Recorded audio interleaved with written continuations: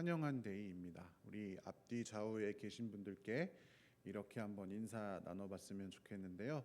당신을 환영한 데이 이렇게 한번 인사해 보겠습니다.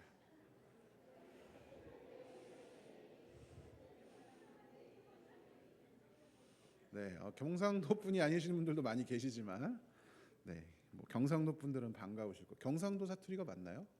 네, 전 잘 몰라서. 한국 교회에 특히 이제 남성분들의 주일 성수를 막는 아주 중요한 적이 하나 있습니다. 뭔지 혹시 아시나요? 바로 해외 축구입니다. 특별히 여러분 이 해외 축구가 보통 주일날 새벽에 토요일 새벽, 주일 새벽 이렇게 하거든요. 근데 그 중에서도 이렇게 챔피언스 리그라고 해서 가장 이제 큰 유럽에서 가장 이제 축구 잘하는 팀들이 붙는 리그가 있는데 뭐 거기 결승전이라든지 아니면 우리 손흥민 선수가 뛰는 프리미어리그 결승전 아니면 뭐 토트넘이 아주 큰 팀이랑 붙는 빅매치다 이러면은 특히 이제 젊은 청년들이나 이렇게 다음 날 주일에 예배 와서 이제 예배를 오면 다행이고 와서 이제 꾸벅꾸벅 줬는 경우가 있습니다. 저도 이제 한창 이제 대학 다닐 때 박지성 선수가 맨체스터 유나이티드에서 뛰어가지고 축구 보고 다음 날 교회 가면 막 너무 졸려가지고 힘들었던 기억이 나는데요. 몇 년 전에 그 유럽 챔피언스 리그 그러니까 가장 큰 유럽에서 축구 잘하는 팀들끼리 붙는 그 챔피언스 리그 결승전에서 어떤 일이 있었습니다. 그때 이제 결승전에 두 팀이 붙었는데 맨체스터 시티라는 팀하고 첼시라는 팀하고 두 팀이 이제 시합을 하는데요. 이제 1대 0으로 보통 이제 그때 당시 맨체스터 시티가 가장 축구 잘하는 팀이었기 때문에 맨체스터 시티가 이길 것이다 다 예상을 했는데 첼시라는 팀이 1대 0으로 이겼습니다. 그런데 그 과정에서 무슨 일이 있었냐면 이제 맨체스터 시티의 백인 그 공격수 케빈 데 브라이너라는 공격수가 있는데 엄청 축구를 잘하거든요. 근데 이 사람하고 이제 첼시라는 팀의 흑인 수비수가 있습니다. 그 리디거라고 하는 그 수비수가 있는데 이 흑인 수비수랑 백인 공격수랑 부딪혔어요. 그래서 이 백인 공격수 에이스인 케빈 데 브라이너가 부상을 입었습니다. 그래서 이제 더 이상 경기에서 뛰지 못하고 교체되고 말았습니다. 엄청 잘하는 선수니까 이 선수가 빠지니까 당연히 경기가 잘 진행되지 않았겠죠. 그래서 이제 첼시가 맨체스터 시티를 이겼습니다. 그런데 이제 경기가 끝난 후에 무슨 일이 있었냐면 이 맨체스터 시티를 응원하는 사람들이 화가 나잖아요. 그러니까 이제 리디거라는 사람의 그 흑인 수비수의 SNS에 가가지고 단체로 원숭이 이모티콘을 달기 시작했습니다. 흑인이니까 인종차별을 하는 행위를 한 거죠. 그게 한두 개가 아니라 엄청 많이 달렸습니다. 그러니까 그렇게 세계인의 이목이 집중된 그 유럽 챔피언스 리그 결승전 끝나고 나서 일어난 이 인종차별 그 사건으로 인해서 축구계의 암암리에 퍼져 있던 그 인종차별에 대한 반대 목소리가 터져 나오기 시작됐습니다. 손흥민 선수도 인종차별을 겪었다고 하죠. 그래서 그 손흥민 선수도 그때 당시에 막 인종차별을 반대하는 그 이제 운동이 일어났을 때 손흥민 선수도 그 인종차별에 반대하는 메시지를 냈습니다. 축구 리그뿐만이 아니라 오늘날의 전 세계적으로 인종차별의 문제가 여전히 존재합니다.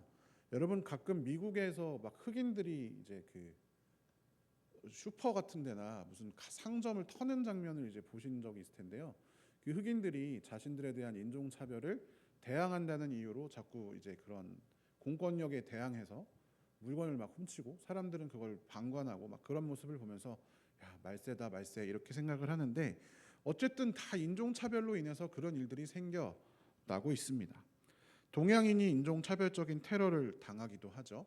여러분 잘 알고 계시는 과거에 있었던 LA 폭동이 흑인을 차별하는 것에 대해서 이제 분노한 흑인들이 일으킨 그런 폭동이었습니다.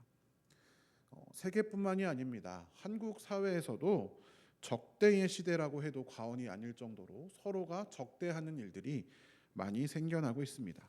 성별에 따라, 연령에 따라, 인종에 따라, 외모와 종교에 따라, 언어에 따라, 가치관에 따라, 관심 분야, 출신 지역, 정치적 성향, 취미생활, 지위 여러 가지 나와 타인을 구분하는 여러 가지 요소가 우리에게 너무나 많이 있잖아요.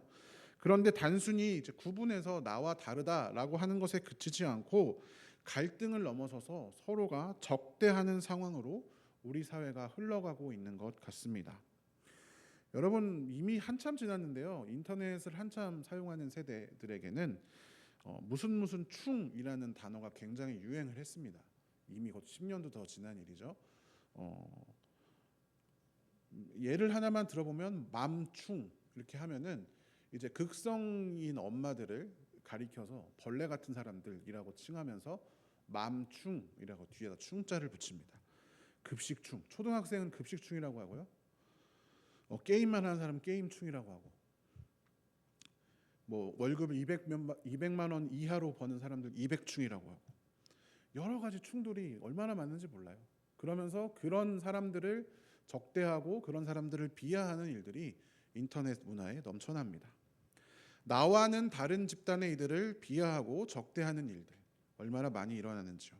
심지어는 어떤 사안에서 중립적인 의견을 가진 사람들을 중립기어충이라고도 부르기도 합니다. 바야흐로 적대의 시대입니다. 서로가 서로를 대적하는 이 일은 사실 아담과 하와가 죄를 지은 이후로 우리에게 시작되었습니다. 여러분 성경에서 선악과를 따먹는 죄 이후에 가장 먼저 등장한 죄가 무엇입니까? 바로 가인이 아벨을 대적하여 죽인 일입니다. 죄의 시작은 곧바로 사람이 사람을 죽이는, 대적하여 죽이는 데까지 흘러갔습니다. 가인은 아벨을 죽인 이후에 누군가가 자기도 아벨처럼 죽일 수 있다라는 사실을 인식하게 되었습니다. 그래서 도망가서 성을 쌓습니다. 성을 쌓아 성 안에 스스로 보호했습니다. 그리고 거기서부터 도시가 생겨나고 문명이 탄생되었다라고 성경은 기록하고 있습니다. 그러니까 이 사회, 이 문명을 기반으로 하는 이 사회는 기본적으로 서로 대적할 수밖에 없는 사회인 것입니다. 이것을 가리켜서 토마스 홉스라는 사회 철학자가 리바이어던이라는 책에서 만인에 대한 만인의 투쟁 상태다라고 세상을 정의했습니다. 모든 사람들이 서로 싸우고 있다. 서로의 것을 지키기 위해서 모두가 모두에게 대적하고 있다라고 이야기하는 것이죠. 죄로 인해 가득 들어온 서로 간의 적대, 그것은 타락한 세상의 상징입니다. 그렇다면 그 반대로 타락한 세상이 아닌 하나님 나라, 이 하나님 나라는 어떻게 구성될까요? 하나님 나라의 회복을 위해 주시는 명령은 무엇일까요?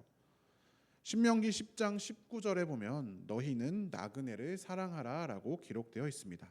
그리고 마태복음 7장 12절에 보면 무엇이든지 남에게 대접을 받고자 하는 대로 너희도 남을 대접하라. 이것이 율법이요 선지자니라 라고 말하고 있습니다. 나그네를 사랑하라는 명령, 그리고 너희가 대접받고자 하는 대로 남을 대접하라는 명령, 이것을 한 단어로 이야기해보면요, 적대의 반대말이 됩니다. 그것은 환대입니다. 서로 적대하지 말고 사랑하고 따뜻하게 대접할 것을 하나님께서는 우리에게 명령하고 계십니다. 여러분 오늘 모두 환영한 데이입니다. 제가 영신교회에 부임하기로 정해지고 나서 이제 교회가 1년 동안 어떻게 굴러가는지 알아야 되니까 이제 교회 홈페이지에 들어와서 이제 주보를 봤는데 모두 환영한 데이가 처음에 딱 나오더라고요. 보면서 딱 이름만 봐도 무슨 뜻인지 알 수 있잖아요. 누가 지었을까? 약간 촌스러운 것 같기도 하면서 근데 또 이미 의미는 되게 잘. 근데 제가 며칠 이렇게 한 달 정도 지나고 나니까 참 잘 지은 이름 같다라는 생각을 합니다. 모두 환영한데 여러분 요즘 이렇게 말 앞글자 줄여가지고 버스 정류장 하면 뻐정 이렇게 줄이는 게 유행이잖아요. 젊은 사람들 사이에서. 모두 환영한 데이를 줄이면 어떻게 되죠? 모한대잖아요. 모한대. 네, 환영 안 하고 모한대. 재미가 없으신가? 뭐 이런 뜻도 되고요. 또 오늘 설교에서 이야기할 환대를 가리키는 말, 환영한 데이를 줄이면 환대가 되니까 갖다 붙인 말이지만 그래도 모두 환영한 데이 이름은 참 잘 지은 것 같다 생각합니다. 영신교회에 찾아오는 많은 나그네들을 환대하는 우리가 되기를 소원합니다. 그런데 여러분 환대라는 것은 정확히 무엇을 말하겠습니까? 놀이공원 가면 막 이렇게 하면서 인사하잖아요. 밝게 웃으면서 일하는 아르바이트생들이. 그게 환대일까요? 비행기 탈 때 승무원들이 하듯이 고개 숙이고 정말 예의 바르게 인사해 주는 것, 그것이 환대일까요? 환대라는 말의 정의를 국어사전에서 찾아보면요, 반갑게 맞아서 정성껏 후하게 대접함 이렇게 기록되어 있습니다. 성경에서도 이 환대는 유사한 의미로 사용됩니다. 반갑게 맞이하여 정성껏 후하게 대접하는 것이 환대인데요. 국어 사전에 나오지 않는 한 가지 의미가 추가됩니다. 그것은 바로 낯선 사람, 스트레인저, 낯선 사람을 반갑게 맞아 정성껏 후하게 대접하는 것입니다. 그러니까 일반적으로 국어 사전에선 단순히 반갑게 맞아서 후하게 대접하는 건데, 성경에서 말하는 환대라고 하는 것은 낯선 사람, 이방인, 나그네, 나랑 잘 모르는 사람, 나와 이해관계가 없는 사람, 그런 사람을 대접하는 것을 의미합니다. 대접해 주지 않아도, 내가 그 사람을 대접하지 않아도 나에게 별다른 이익이나 손해를 끼치지 않는 전혀 낯선 사람을 후하게 대접하고 잘 먹이는 것이 성경에서 말하는 환대입니다. 낯선 사람들이라고 하면 누구를 말할까요? 여러분, 요즘에는 이사도 자주 다니고 만나는 사람들이 많지만, 과거의 농경 사회에서는 한 곳에 태어나면 평생 농사 지으면서 거기에서 살잖아요. 그래서 이웃들도 다 똑같고 매일 만나는 사람이 다 똑같습니다. 낯선 사람이라는 건 자신의 범위 바깥에서 갑자기 찾아오는 사람을 의미하는 것이죠. 아마 평생 가도 많이 못 만나지 않았을까 싶습니다. 그런 사람들을 환대하라라고 성경에서 말하고 있습니다. 하나님께서는 왜 환대하라 말씀하실까요? 그것은 하나님의 성품이 환대하시는 성품이기 때문입니다. 오늘 본문에서 하나님께서는 모세의 입을 통해 이스라엘 백성들에게 자신을 이렇게 계시하십니다. 신명기 10장 17절부터 18절까지 세 번역으로 같이 한번 읽어보겠습니다. 이 세상에는 신도 많고 주도 많으나 당신들의 주 하나님만이 참 하나님이시고 참 주님이십니다. 그분만이 크신 권능의 하나님이시요 두려우신 하나님이시며 사람을 차별하여 판단하시거나 뇌물을 받으시는 분이 아니시며 고아와 과부를 공정하게 재판하시며 나그네를 사랑하셔서 그에게 먹을 것과 입을 것을 주시는 분이십니다. 아멘. 이 세상에는 신으로 이름 붙여진 많은 존재들이 있지만 이스라엘 백성들이 믿는 참 하나님, 그분께서는 다른 신이 가지고 있지 않은 특징이 있는데, 그것은 사람을 차별하여 판단하지 않고 뇌물을 받지 않고 고아와 과부를 공정하게 재판하고 나그네에게 먹을 것과 입을 것을 대접하시는 분이시다라고 하나님께서 모세의 입을 통해 이스라엘 백성들에게 이야기하고 있습니다. 이스라엘 백성들, 늘 익숙한 공동체, 그 사람들뿐만이 아니라 어디에서 와서 어디로 가는지 모르는 나그네들, 그들을 환대하시는 분이 바로 우리 하나님이시다라고 직접적으로 계시하고 계신 것입니다. 하나님께서는 이런 성품을 지니신 분이시기 때문에 우리가 나그네 된 이웃을 사랑하고 대접하는 것은 하나님의 성품을 닮아가는 행동이 됩니다. 동시에 그렇기 때문에 하나님께서 기뻐하시는 일이 되기도 합니다. 그렇기 때문에 여러분, 성경에서 여러 장면들을 통해서 하나님께서는 그 성경의 등장인물들이 낯선 사람을 환대하는 장면을 통해서 그 사람들에게 복 주시고 또 하나님의 구원을 이루어 가시는 장면을 확인할 수가 있습니다. 창세기 18장에서 아브라함이 장막의 어귀에 앉아 있었습니다. 그런데 갑자기 지나가는 낯선 나그네 세 사람을 만나게 되었습니다. 여러분, 우리 같으면 그냥 어귀에 앉아 있다가 누군가 세 명이 지나가면 지나가네 하고 보잖아요. 근데 아브라함은 처음 보는 그들에게 달려나갑니다. 그들을 맞이하고 심지어 절까지 합니다. 그리고 간절한 말로 쉬어갈 것을 요청하는데요. 손님들께서 저를 좋게 보신다면 그냥 가지 마시고 발 씻고 여기서 좀 쉬었다 가시죠. 제가 드실 음식을 빨리 가져오겠습니다. 이 종에게로 오셨으니 조금 잡수시고 쉬시다가 컨디션이 회복되면 그때 떠나시죠. 이렇게 말을 하는 겁니다. 상전 모시듯이. 그냥 나그네를 만났을 뿐인데 자신을 종이라고 지칭하면서 그 나그네들을 모셔옵니다. 그리고 그 나그네들이 수락하자마자 그 말 떨어지기가 무섭게 그야말로 그들을 환대합니다. 장막 안으로요 뛰어 들어갑니다. 그래서 아내 사라에게 빵을 구우라 명령해 놓고 그 다음에 송아지를 자기가 직접 끌고 와서 하인에게 줘서 하인이 막 요리를 해요. 그리고 아브라함이 요리를 다 차립니다. 우유랑 요리를 딱 차려놨습니다. 그리고 그 나그네들이 먹는 동안에 옆에 서서 시중을 들었습니다. 낯선 나그네들에게 한 이유 없는 극진한 환대. 여러분, 그 아브라함의 환대에 이어지는 일이 무엇이었을까요? 이 나그네들로부터 아브라함은 정말 놀라운 소식을 듣게 됩니다. 창세기 18장 9절부터 10절까지의 구절을 살펴보면 이 나그네들이 아브라함에게 묻습니다. 사라는 어디 있습니까? 아브라함이 장막 안에 있는데요. 이렇게 대답합니다. 분명히 처음에 나그네들이 아브라함에게 묻잖아요. 근데 바로 이어지는 구절에서 이렇게 기록됩니다. 그때에 주님께서 말씀하셨다.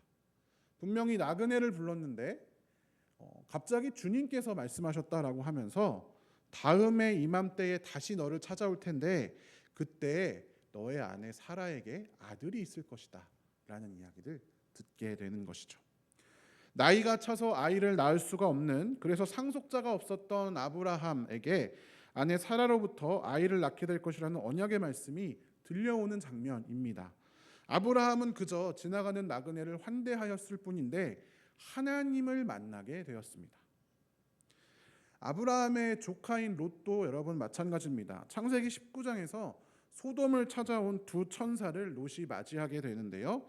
창세기 18장의 아브라함과 똑같이 롯도 이 소돔에 찾아온 두 천사를 대접합니다. 그리고 롯은 그들 덕분에 소돔과 고모라의 멸망 소식을 듣게 되었고, 비록 부인은 도망치다가 길을 돌아보아서 소금 기둥이 되었지만 본인은 그래도 그 소돔과 고모라의 멸망 가운데 생명을 구하고 자손을 남길 수가 있었습니다. 여호수아서에 나오는 라합은 또 어떻습니까? 여리고 성의 기생이었던 라합은 이스라엘의 두 명의 정탐꾼들을 매우 환대해 주었습니다. 그리고 그들을 찾아온 적들로부터 이 정탐꾼들을 잘 숨겨 주었습니다. 그 결과 여리고 성에 함락 후에 모든 여리고 백성들이 죽임을 당하는 가운데 라합은 그리고 그의 가족은 구원을 받게 되었습니다. 거기에서 그치지 않고 이 이방인에다가 이 라합은 그 창녀였거든요. 그런데 이방인인데다가 창녀였던, 하나님과 전혀 어울리지 않을 것 같은 이 라합이 마태복음에 나오는 예수 그리스도의 족보에 등장하는 인물이 되었습니다. 보아스의 어머니로 라합이 기록되어져 있죠. 이 라합이 낳은 보아스라고 하는 사람도 마찬가지입니다. 먹고 살기 위해 고향을 버리고 떠났다가 초라하게 돌아온 나오미와 그의 이방인 며느리인 룻에게 환대를 베풀어 주었습니다. 그들이 먹고 살 수 있도록 도왔을 뿐만이 아니라 룻을 자신의 부인으로 맞이하였습니다. 그러한 환대를 통해서 보아스는 다윗 왕의 증조부가 되었죠. 그리고 그 역시도 예수 그리스도의 족보에 등장하는 인물이 되었습니다. 엘리야에게 마지막 남은 밀가루와 병의 기름을 대접한 사르밧 지역의 과부는 그 밀가루와 기름이 전혀 떨어지지 않는 기적을 맛보게 되었습니다.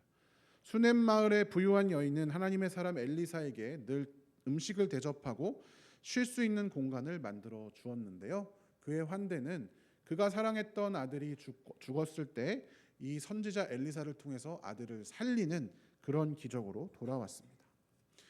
이 외에도 구약 성경에는 나그네, 이방인을 환대하여서 놀라운 은혜와 기적을 맛보는 일들이 정말 많이 등장합니다.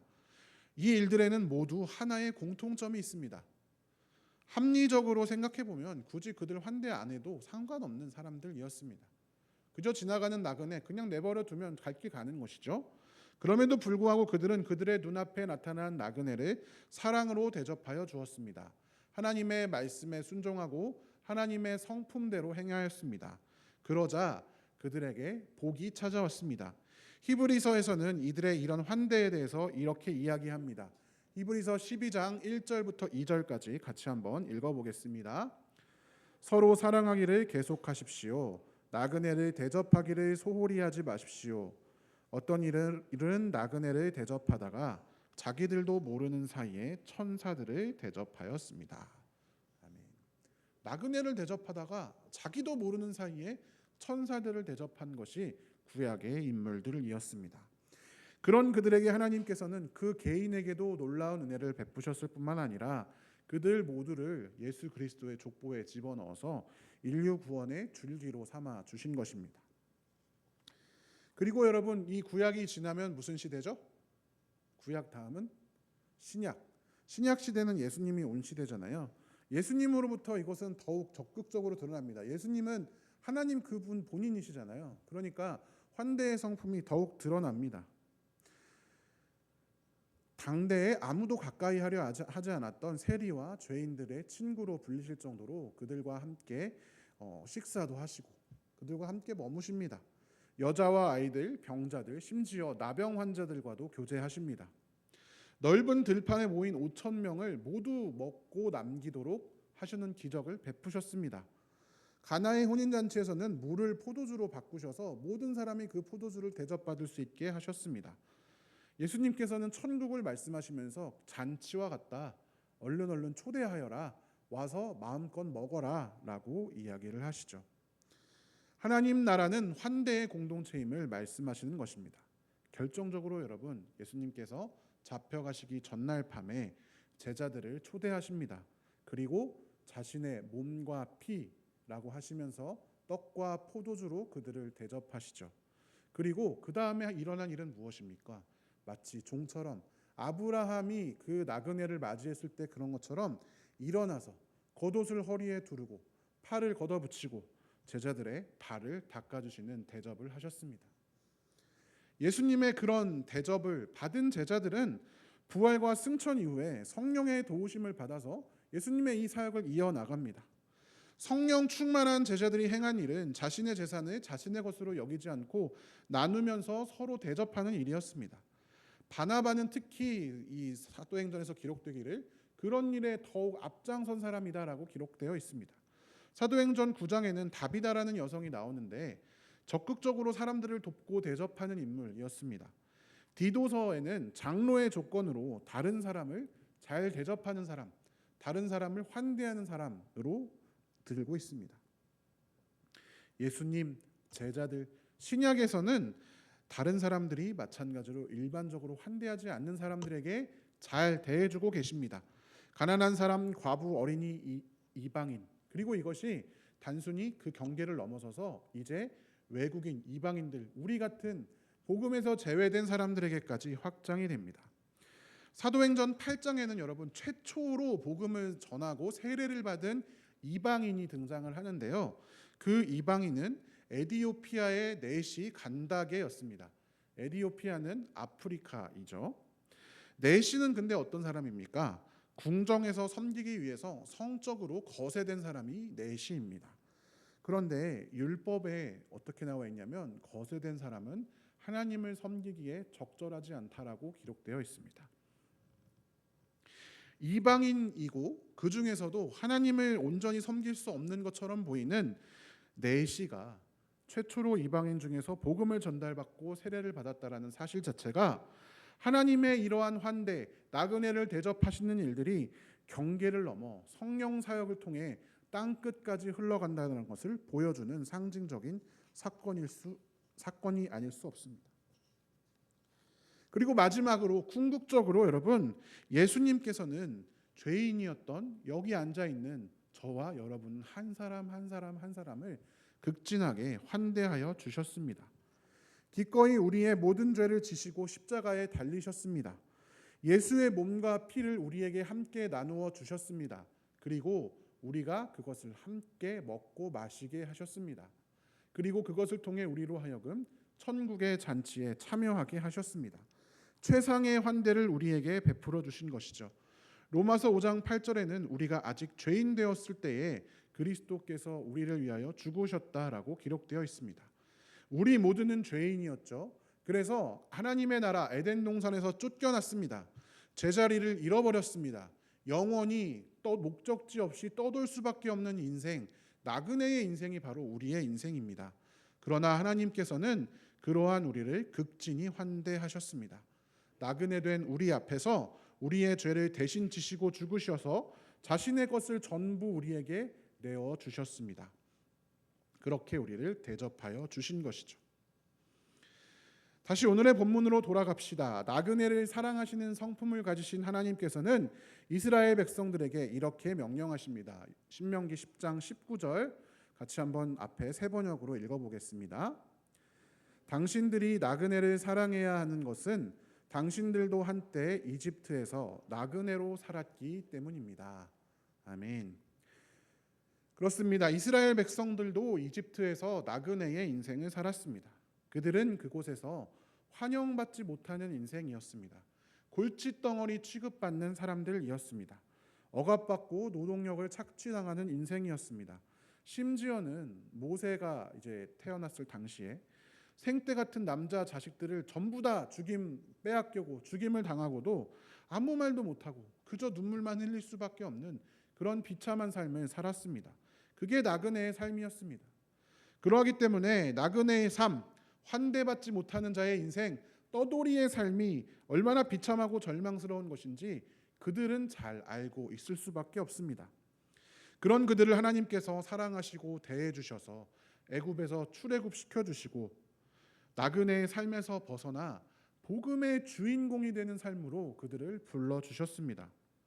그런 그들과 같은 처지에 있는 나그네를 사랑하지 않는다라는 것이 얼마나 말이 안 되는 어불성설인 일이겠습니까? 그들도 그러한 경험을 겪었기 때문입니다. 우리 역시도 마찬가지입니다. 아까 말씀드렸다시피 하나님의 환대를 통해 이 땅에 교회가 생겨났습니다. 나그네였던 우리에게 베푸신 하나님의 환대로 우리는 하나님의 나라 안으로 초대되었습니다. 그렇기 때문에 우리 역시도 경계 밖에 있는 사람들을 환영하고 환대하고 잔치에 초대하고 함께 음식을 먹자고 부르고 복음을 전하는 것이 그리스도인의 사명이자 소명이 될 수밖에 없습니다. 그런데 여러분, 우리가 환대를 직접 해보려고 하다 보면 쉽지가 않습니다.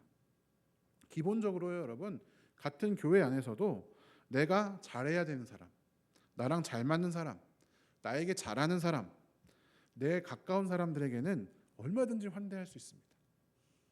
그러나 나랑 안 맞는 사람, 나에게 실수한 사람, 나를 제대로 대접해주지 않는 사람은 환대하지 않습니다.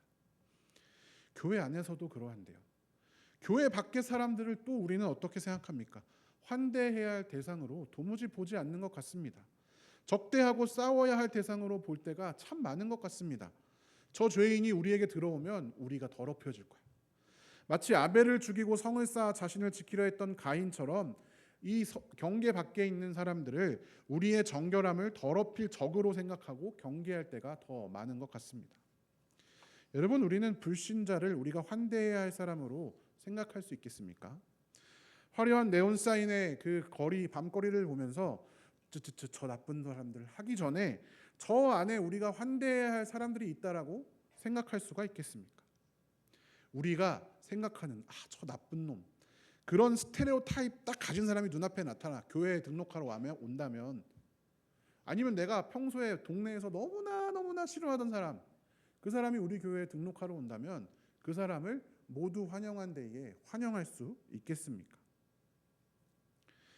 예수님께서는 산상선교를 설교를 통해 환대의 원칙을 이야기하시는데, 속옷을 가지려고 하는 사람에게 겉옷을 내주라 하시고, 오리 가자 하면 심리 가라, 달라고 하면 줘라, 꾸라고 하면 꾸어줘라. 너무나 어려워 보이잖아요. 그리고 궁극적으로 뭐라고 말씀하시냐면 원수를 사랑하라 말씀하십니다. 그런 환대가 가능할까? 저도 불가능하게 느껴집니다. 그렇기 때문에 우리에게 필요한 것은 우리의 의지와 노력이 아니라 성령입니다. 성령의 은사가 우리에게 필요합니다. 쉽지 않은 길, 좁은 길임이 분명합니다. 그러나 사도행전 2장에서 성령이 충만하였을 때에 초대교회의 제자들은 그 환대를 해내었습니다. 그 길은 그 일을 시작하신 예수님께서 우리에게 베푸신 길입니다. 환대를 통해서 우리 공동체가 서로 사랑하며 그 구원의 역사가 확장되어가는 일들을 예수님께서 우리에게 부탁하셨습니다. 모두 환영한 데이, 말로만 환영하는 것이 아니라 정말 우리가 모두를 환영하고 환대할 수 있는 성령 충만한 사람들, 성령 충만한 우리 교회, 성령 충만한 여러분 한 사람 한 사람 되시기를 간절히 축원합니다. 오늘 설교 제목이요, 마음의 반지름입니다. 반지름이 뭐죠? 반지름. 그 원에서 그 가운데 이렇게 원의 반경을 나타내는 그 단어가 반지름이죠. 초등학교 때 이제 수학 앞에 이제 그림에 반지름이 뭔지 나옵니다. 여러분 어렸을 때 학교에서 원 그리기 연습을 하잖아요. 그러면 이제 저 오른쪽에 보이는 컴퍼스를 꽂아놓고 하든지 아니면 이렇게 저 왼쪽 그림처럼 가운데에다가 중심점을 꽂아놓고 거기다 실을 묶어서 연필에다 묶어서 이렇게 돌린다든지 이런 식으로 해서 중심점을 두고 원을 그리는, 그게 이제 그러면 원이 똑바르게 잘 그어집니다. 우리가 다른 사람들을 향하여 환대하는 마음이요 그와 같습니다. 우리의 중심에는 흔들리지 않는 중심점 하나님의 사랑이 있습니다. 하나님께서 베푸신 환대가 우리 안에 있습니다. 우리가 그것을 누리지 못하고 경험하지 못하고 알지 못한다면 우리가 아무리 주변 사람들에게 잘하려 한다 한들 그것은 헛된 자신을 드러냄이 될 수 있습니다. 내가 좋은 일 하려고, 내가 착한 일 하려고 환대하는 것이 아니라 우리가 원래 나그네였음을, 그래서 우리에게 베푸신 은혜가 이렇게 큼을 기억하면서 그 다음에 거기서부터 출발해서 우리가 이웃을 향한 환대로 나아가야 합니다. 그러면서 가장 최대한 팔을 벌려서 원을 그리는 것입니다. 요한일서에 보면 우리가 사랑하는 것은 하나님이 우리를 먼저 사랑하셨기 때문이다라고 기록하고 있습니다. 하나님이 우리를 먼저 사랑하신 이 구절, 이 성경 구절을 마음에 새기고 거기서부터 우리의 사랑의 팔이 뻗어져 나갑니다. 그러면 원을 그리게 되는 것이죠. 그러면서 그 중심을 마음에 두고 할 수 있는 한 최선을 다해서 이렇게 쭉 뻗어서 낯선 사람들을 포용하기 시작해야 합니다. 할 수 있는 한 최선을 다해서. 여러분 이게 각자에게 다 분량이 좀 다를 수는 있어요. 어떤 사람은 애초에 처음부터 막 넉넉한 사람이 있잖아요. 마음이 여유가 있는 사람. 그런 사람은 이만큼 환대할 수 있을 것이고, 어떤 사람은 그동안 이 삶의 과정에서 상처를 많이 받아서 할 수 있는 영역이 적은 사람들도 있습니다. 그런데 적고 많음이 중요한 게 아니라 내가 할 수 있는 한 얼마나 최선을 다하는가가 훨씬 중요합니다. 이게 우스갯소리지만 이제 그 김용현 목사님처럼 빠빼빼 마른 사람들은 가끔 왜 나는 살이 찌는 게 너무 어려워요 이럴 때가 있잖아요. 저로서는 도무지 이해가 안 되는 말입니다. 제가 그럴 때마다 농담처럼 하는 말이 있습니다. 이제 먹고 그만 먹고 싶다 생각할 때 2번만 더 먹어라. 그럼 살찐다. 치킨 먹고 있으면 그만 먹어야지 하면 2조각 더 먹고, 밥 먹고 있으면 2숟갈 더 먹고, 그럼 금방 살찐다. 어려운 거 아니다. 제가 얘기해 주거든요. 여러분 이게 농담이지만 우리가 사랑을 베풀 때도 그렇게 하는 겁니다. 내가 할 수 있는 한이 이거 같은데 한 번만 더 해보는 거예요. 무슨 놀라운 막 능력 내가 일으켜서 막 사람을 3,000명을 대접하고 예수님처럼 그런 걸 바라는 게 아니라 하나님께서는 우리가 얼마나 최선을 다해서 환대하기 시작하느냐, 우리의 중심을 더 중요하게 보시는 분이십니다. 그러면 우리가 작은 일들을 최선을 다하면 할수록 성경에 나와 있는 말처럼 작은 일에 충성된 종아 내가 너에게 더 큰 일을 맡기겠다. 그러면 우리의 그 반지름이 점점 더 넓어지는 것이죠. 때로는 그러다가 벽에 부딪힐 때가 있을 것입니다. 아니면 더 마음의 반지름, 마음으로는 더 넓히고 싶은데 안 벌어질 때도 있을 거예요. 그러면 또 기도하는 거죠. 성령님 도와주십시오. 성령 충만하게 채워주십시오. 성령의 은사를 부어주십시오. 그리하여 내가 하나님께서 기뻐하시는 이 일, 우리의 이웃을 환대하는 이 일을 내가 할 수 있게 나를 좀 도와주십시오. 그러면 여러분 우리는 주님의 은혜를 경험할 수 있습니다. 하나님이 원하시는 일이시기 때문입니다. 또한 우리를 통해 세상을 회복시키시기를 원하는 하나님의 사역에 동참할 수 있습니다. 사랑하는 성도 여러분, 우리도 원래 나그네였음을 꼭 기억하시기 바랍니다. 내부자가 아니라 낯선 사람들, 이방인이었습니다. 영신교회에 오래 다녀서 나는 내부자다 생각하실 수 있지만 애초에 복음으로부터 우리는 완전 외부자였습니다. 담임 목사님도 예외 아닙니다. 그러니까 우리도 우리의 외부자들에게 사랑하고 복음을 전하고 성령의 은사로 그들을 섬기는 일을 게을리하지 않아야 할 것입니다. 단순히 내가 많아서 베푸는 것이 아니라, 내가 여유가 있어서 나누는 것이 아니라 아브라함처럼 종의 마음으로 진심으로 섬길 줄 아는 귀한 성도들 되시기를 축원합니다. 그것을 위하여 성령의 은사를 구하는, 성령의 충만을 구하는 귀한 성도들 되시기를 주님의 이름으로 축원합니다. 기도하겠습니다.